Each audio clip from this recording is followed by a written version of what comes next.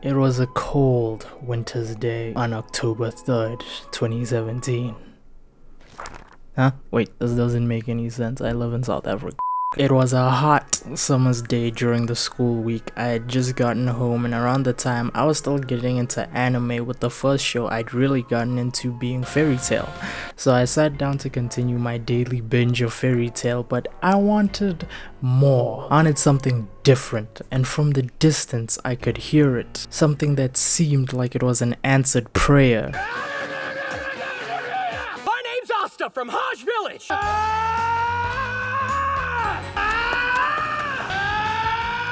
Now that put you off to the show. Don't worry, it gets worse. Alright, I'm sorry, that was mean.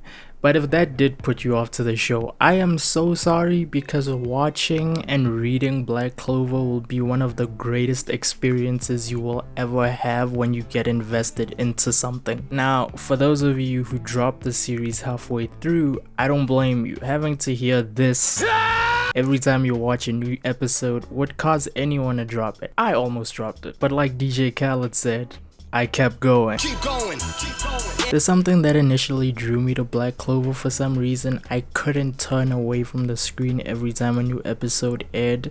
It felt like I was watching a caterpillar. Wow, this is a weird analogy. But it felt like I was watching a caterpillar go through the processes that would allow it to turn it into a butterfly. Yes, I'm comparing Black Clover to the fucking butterfly life cycle. While it may sound like I'm joking, I'm actually very serious. Watching Black Clover from episode 1 all the way until episode 170 made me realize that I was watching something great happen right before my eyes.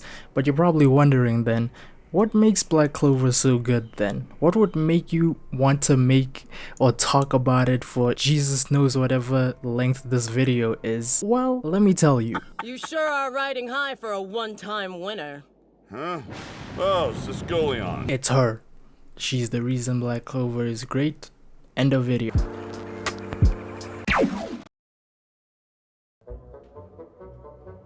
To really explain to you why Black Clover is great, we need to first talk about this duck. You see this duck? Yeah, this is the author of Black Clover, Yuki Tabata. Former assistant of the author Iwashiro Toshiaki, the author of Siren, and I don't know shit about this manga, so feel free to bully me in the comments telling me how much of a gooba I am for not reading it. But Iwashiro Toshiaki had two assistants, Yuki Tabata and Ryu Tamura, but you know him as the guy who made Beelzebub. And after separating from Iwashiro, they both got to work for Shonen Jump, with Ryu getting his manga serialized in 2009 and Yuki getting his first manga series Hungry Joker placed on Shonen Jump from 2012 to 2013 before getting scrapped after only getting 3 volumes. But this didn't discourage our favorite duck. A year later, he published a one-shot that would get considered before eventually getting serialized in 2015, and that one-shot would later become the manga that we all know is Black Clover. I've always shared the opinion that Black Clover is possibly one of the most underrated gems on Shonen Jump, even after all these years of serialization. And you're probably wondering what I mean by the term underrated. How could something with 16 million copies sold worldwide in 2021 be underrated? Well, during a time when the biggest heavy hitters in Shonen Jump are My Hero Academia, One Piece, Jujutsu Kaisen, and Demon Slayer, what makes Black Clover special? I swear I'm not joking. I'm being 100% right now. Trust me. To really explain to you why Black Clover is so good, I'm gonna need to explain these first, and then we'll talk about why it's great at the end of the video. So to start off,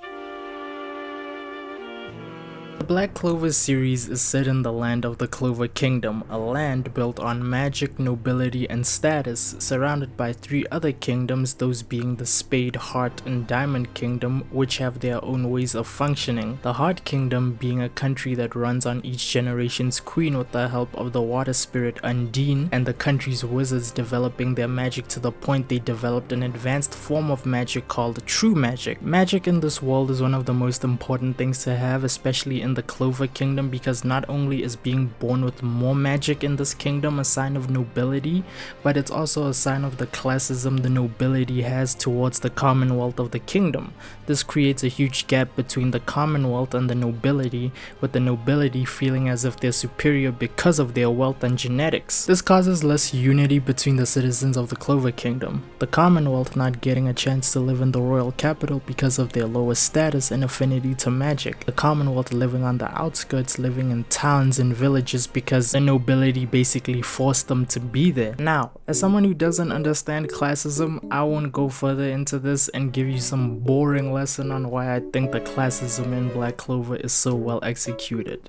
Instead, here's a meme of Joe Biden failing to walk up the stairs. What teams have you played for, Eric?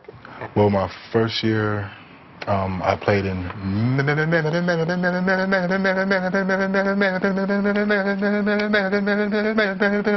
Eric is now stuck on the letter M. Yeah, did you laugh?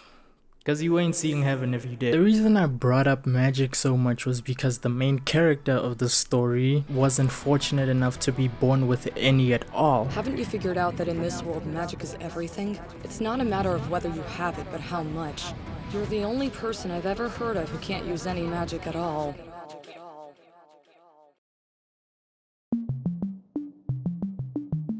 When it comes to shonen protagonists, I don't think there's any character outside of Denji, of course, who really made me want to root for them more than the way I root for Asta. And it's even weirder to say that because while Black Clover was airing, another show at the time was also airing. It was a small show, kind of underground, most people haven't heard of it. It's called My Hero Academia.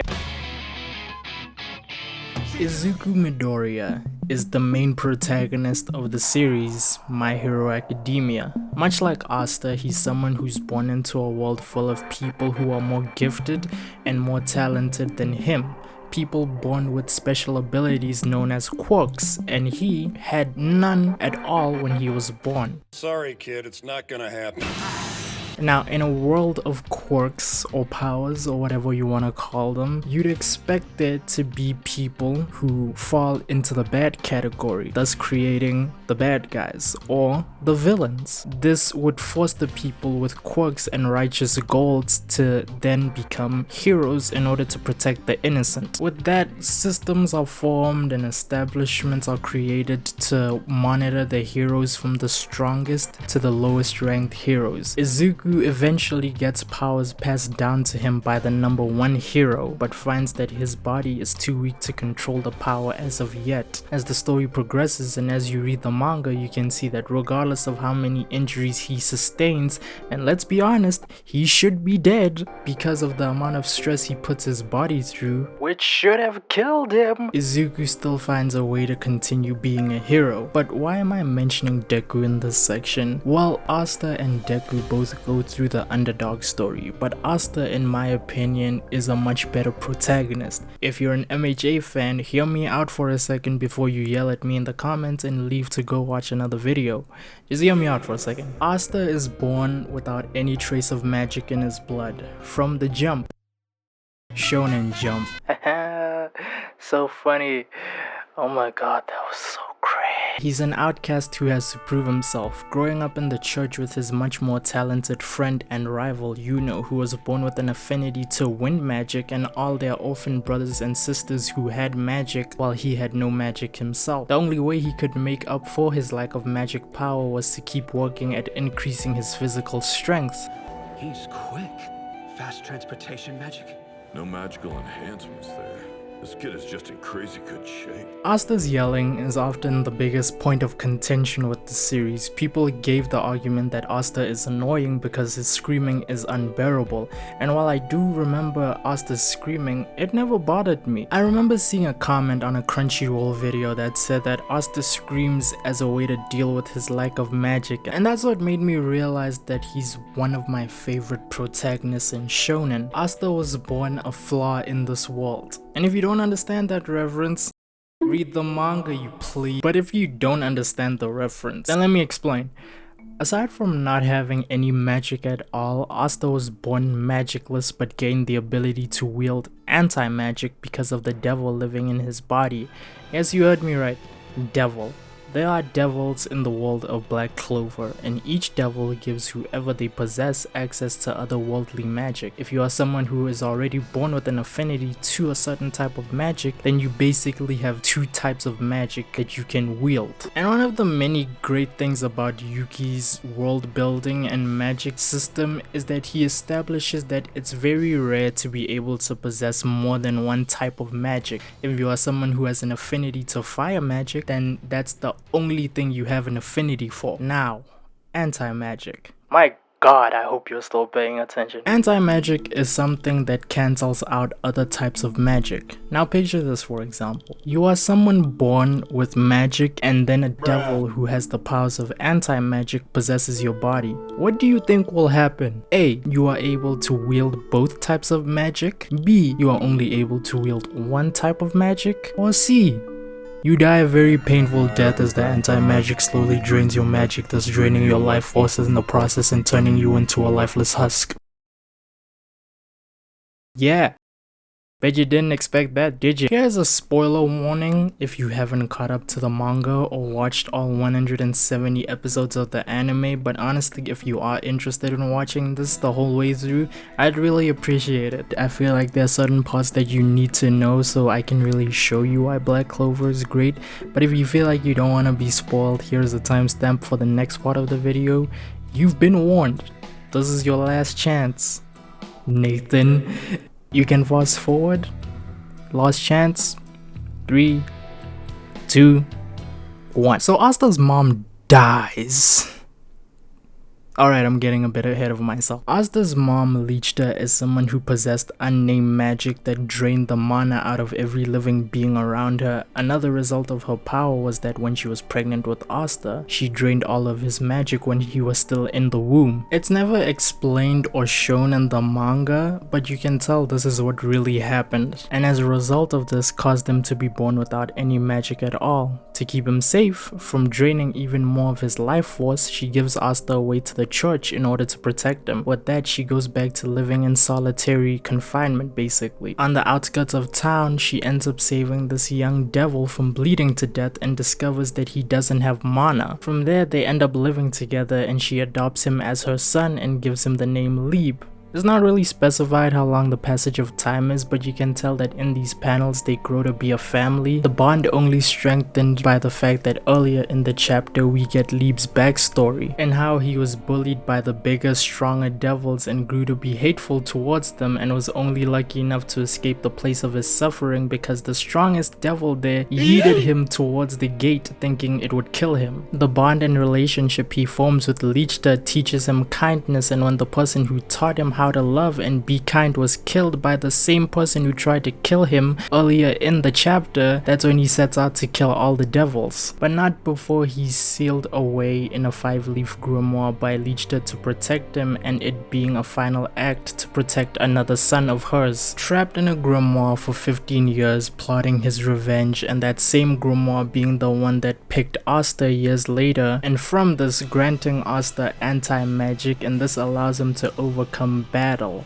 after battle after battle after battle. Battles that people who do possess magic can overcome, and something should be said about how smart of an author Yuki Tabata is and how he's written this story with pacing that can tell you everything you need to know in one chapter while also foreshadowing greater events yet to be told later in the story. I haven't even spoken about how Asta's desire to be the Wizard King goes beyond him proving that someone without magic can achieve status, but it's also a giant middle finger to the class nobility who are prejudiced towards the commonwealth of the Clover Kingdom. There's something about the way Yuki continues to write Asta that makes him one of the best characters in Shonen, and nothing exemplifies this more than episode 54 of the anime. After probably one of the best arcs in the entire story, the Seabed Temple arc, Asta's arms have been incapacitated due to having a curse placed on them, and being told that his arms will never function again, we had one of my favorite moments in anime. Like I'm gonna give up!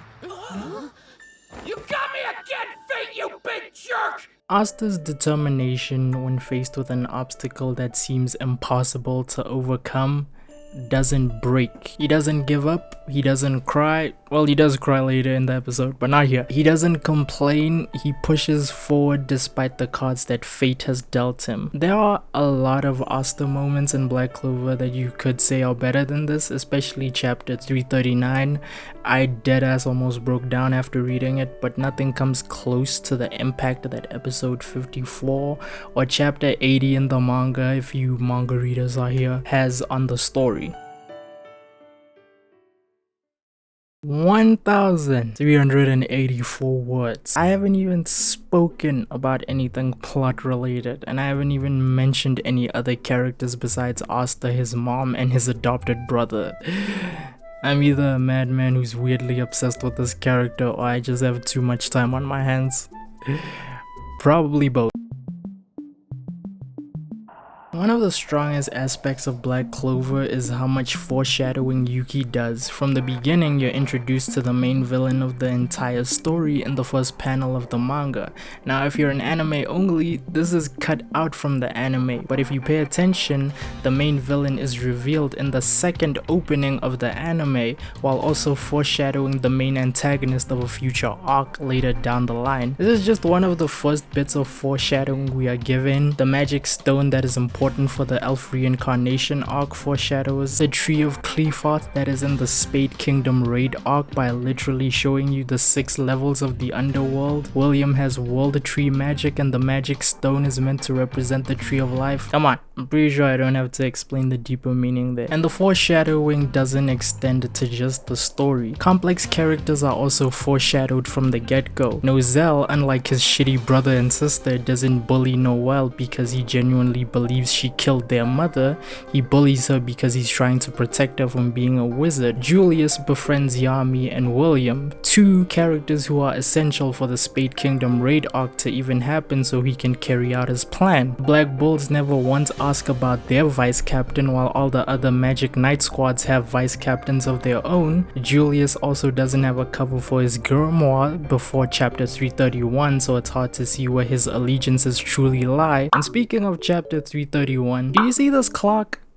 Yeah. What if I told you that this clock foreshadows how strong the main villain of the story is? Yeah. Who would have guessed that Father Time was the true enemy all along? To be serious though, I think Yuki Tabata is probably one of the smartest authors in Shonen Jump. He has a way of writing the story, of writing these characters that can draw you in. Character you hate in one chapter can be a character you love in the next. The villains aren't stereotypical bad guys for the hero to just punch in the face. Plot threads that you didn't notice seemingly join together to flesh out the story even more. Battles challenge each character and actually force them to be strategic instead of just punch, stab their opponent. And listen, right, I could go on for days explaining to you guys the foreshadowing that is in the story, but instead I want to talk about women in shonen.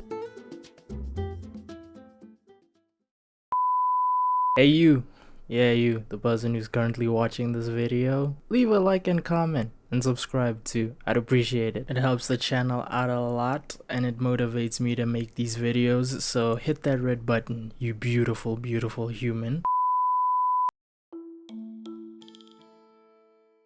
Over the last couple of years, I've seen a recent trend in shonen with making female characters stronger and not damsels in distress. Naruto is often clowned on for having one of the most useless female characters essential to its core trio of main characters, Naruto, Sasuke, and Sakura. It's become such a well-known meme to shit on Sakura for being so useless that Kishimoto worked to make sure that Sarada suffer the same fate when Boruto started. But from Kishimoto's singular error in making Sakura essentially useless to the main plot of the story, we get stories that strive to make female characters be more than just a pretty face and helpless damsel for the MC to sweep off her feet. Horikoshi gave us a vast assortment of female superheroes. One of the top female heroes is introduced in the first episode, Mount Lady. Mirko has gained an insane level of popularity popularity. Kugasaki from JJK is an absolute psycho and I love her because of that. Fairy Tail, even though it's much older than Black Clover and JJK, always had strong female characters. We got Power from Chainsaw Man.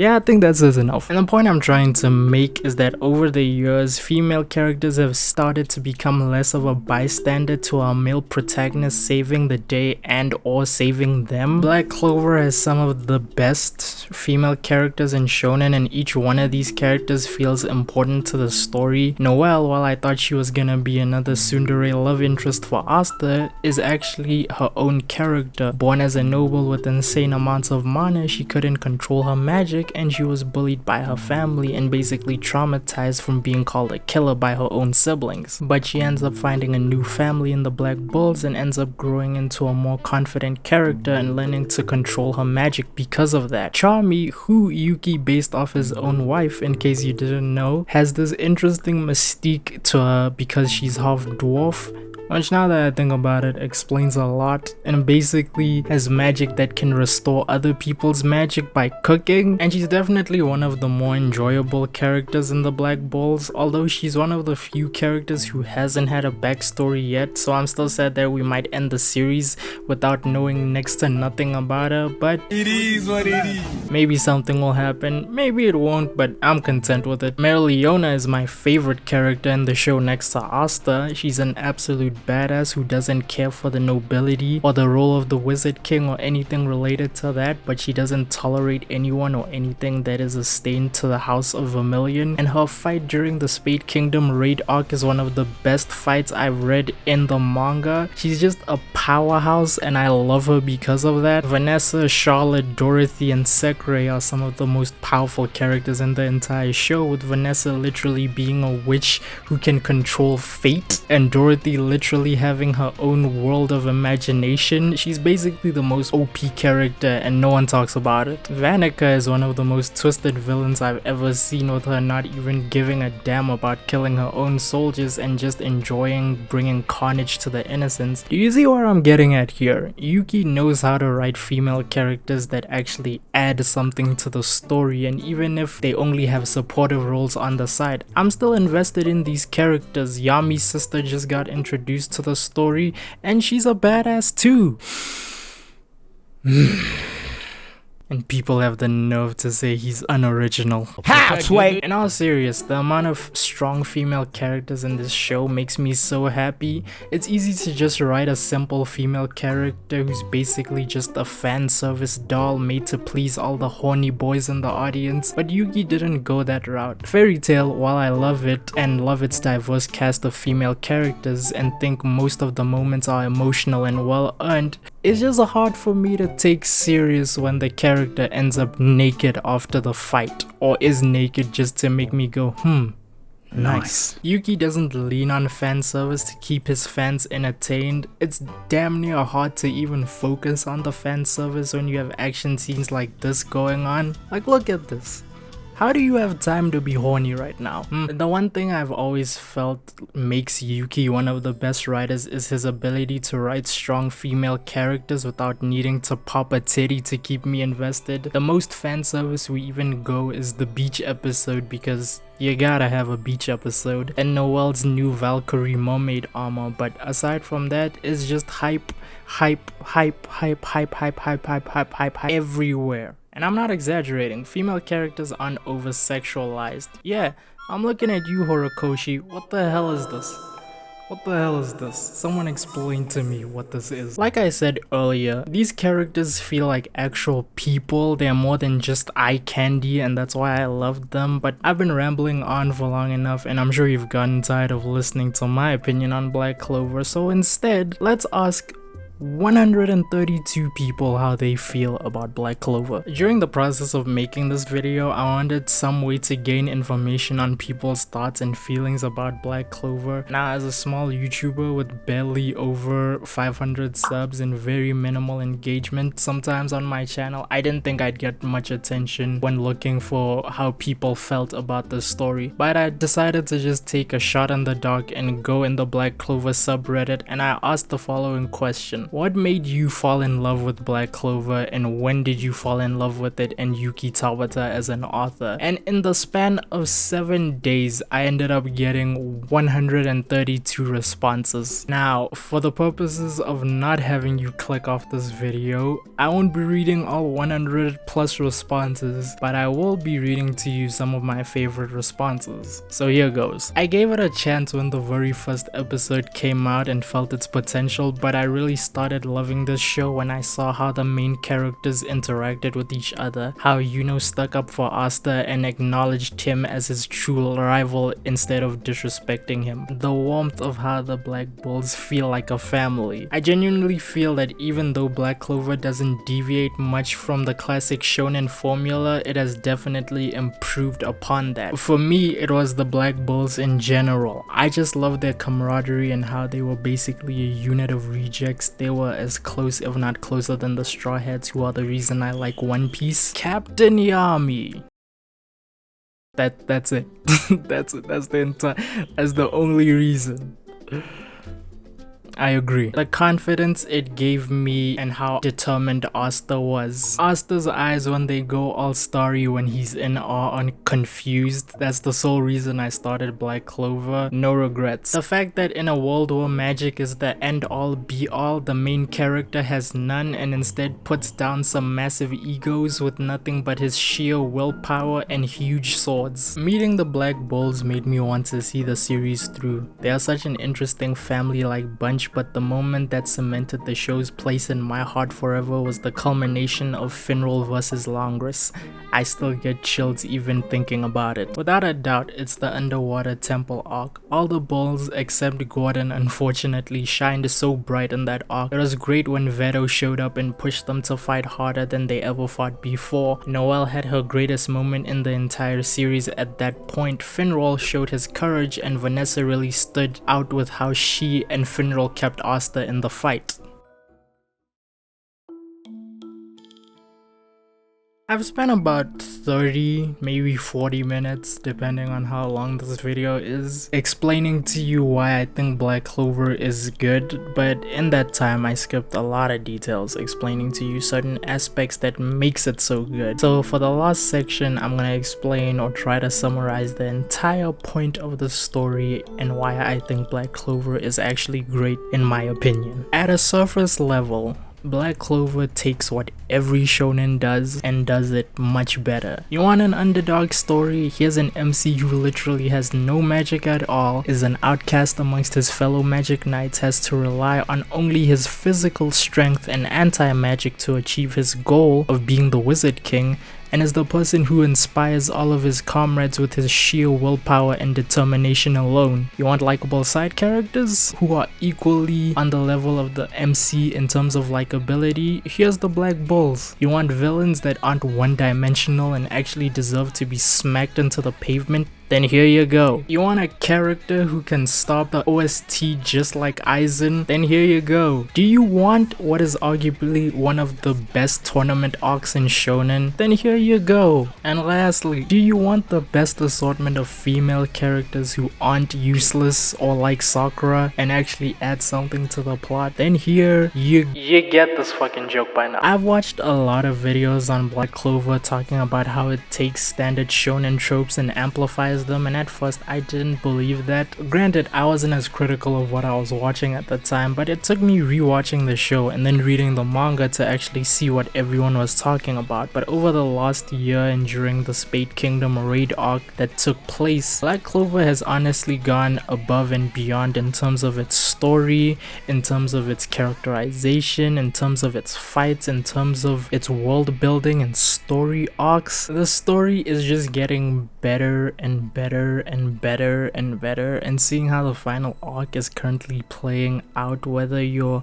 waiting for it to finish so you can binge it in one go, or you're reading week to week and are part of the absolute hype train, because this story is absolute hype. I think we can all agree that Black Clover will be considered a modern classic by the time it ends. And hey, if you're someone who's never heard of Black Clover and this video got you interested in watching or reading the show, I'm glad I helped you find something new to simp over. And if you're already a fan of Black Clover, then leave a comment telling me why you love Black Clover. I mean, you made it to the end of the video, so you might as well leave a comment. I'd really appreciate it. And if you still don't believe me when I tell you Black Clover is great, then I'll end the video with this final sentence.